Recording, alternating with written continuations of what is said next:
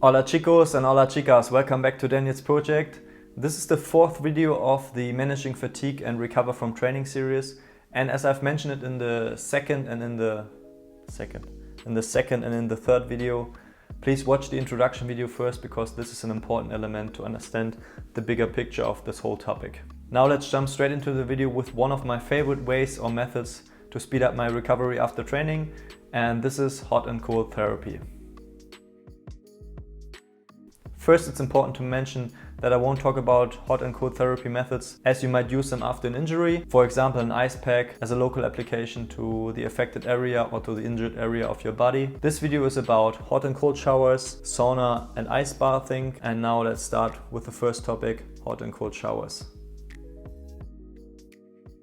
Personally, I prefer cold showers over hot showers nearly all year long. The only exception to this is when I'm feeling really sick and I'm craving some hot water, rinsing over my skin, because this gives me way more relaxation in comparison to cold showers. Nevertheless, in this chapter we are going to talk about hot and cold alternating showers. I mostly do them once per week after my strength training because this session is usually the most intense one and it gives me quite a lot of muscle soreness, and the hot and cold showers are a great way to reduce muscle soreness. So how do I do that? Usually I begin with a warm shower first. This period is as long as I want it to be, so I wash my body and just chill and relax under the shower for 2 to 3 minutes usually. After this, I begin the contrast cycle with at least 3 periods of cold showers and 3 periods of warm showers. And each period lasts at least 30 seconds until I switch the temperature either to hot and cold again. You always want to end the cycle with a cold shower, maybe not just 30 seconds, maybe 60, 90, 120 seconds, totally up to you. But you will find out as you progress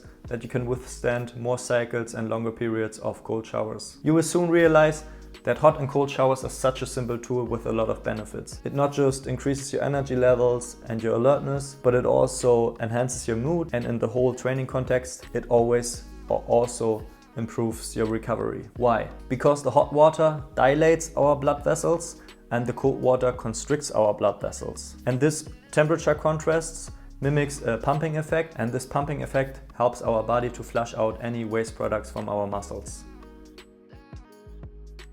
Hey, don't skip the chapter or exit the video now. Ice bathing is super awesome and you will definitely miss out a wonderful experience if you do not try this out at least once. And I promise it's addictive. Especially in regards to the topic of managing fatigue, cold exposure or ice bathing is a game changer. It grounds me, it removes any stress I had on that day, and it's a great mood booster. But how are you going to start with ice bathing if you have never done it before? I guess most people watching this don't have access to a big freezer at home. That's why I just want to talk about bathing outside, for example in a lake, in a river or something else which is not your home. On my website, Daniel's Project, I have an extensive article on how to start with ice bathing, and you should definitely check this out if you need some guidance. Now I will read a small passage out of this article.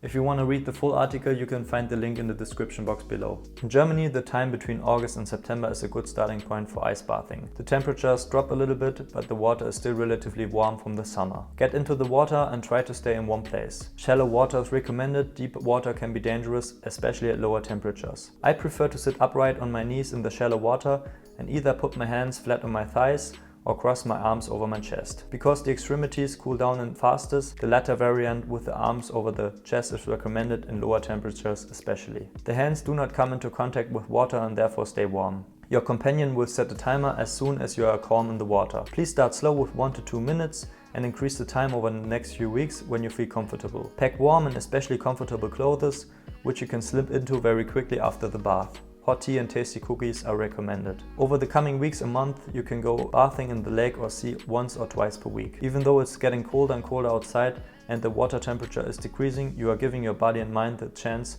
to get used to the greater challenge. One could speak here as in physical training of a progressive overload. I hope this small text passage will spark your interest and you want to try this out. But please keep in mind that there are several contraindications to ice bathing. Some of them are listed in my article, but if you really want to make sure that ice bathing might be something for you, talk to your doctor first. I will talk about cryotherapy and sauna just very shortly, because as you know from the to us bias distinction, these give us much less freedom and they have a much lesser accessibility for people. Honestly, I've never tried whole body cryotherapy, where you're placed either in a cryogenic chamber or you're in a bigger room and you're exposed to temperatures way below 100 degrees Celsius for a few minutes. Honestly, in my opinion, it's just a bit more extreme way of cold exposure, and I guess it's a bit more expensive, but it is still on my bucket list and I will try this out in the future, and maybe I'm going to share my experiences with you guys.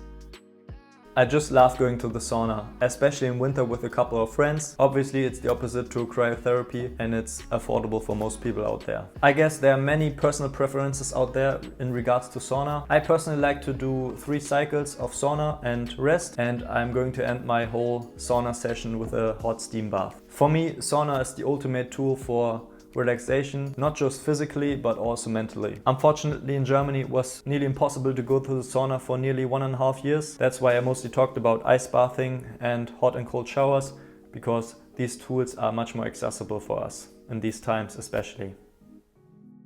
Okay guys, that's already it for this video. I hope you learned something new, or at least you got some new ideas or inspirations for your own recovery mechanisms. Please let me know in the comment section below if you tried out any of these in your past or you wanna try these out in the future. If you liked the video, thumbs up. If you like the channel and the content of this channel, please subscribe and hit the subscribe button. And yeah, see you guys in the next one. Bye bye.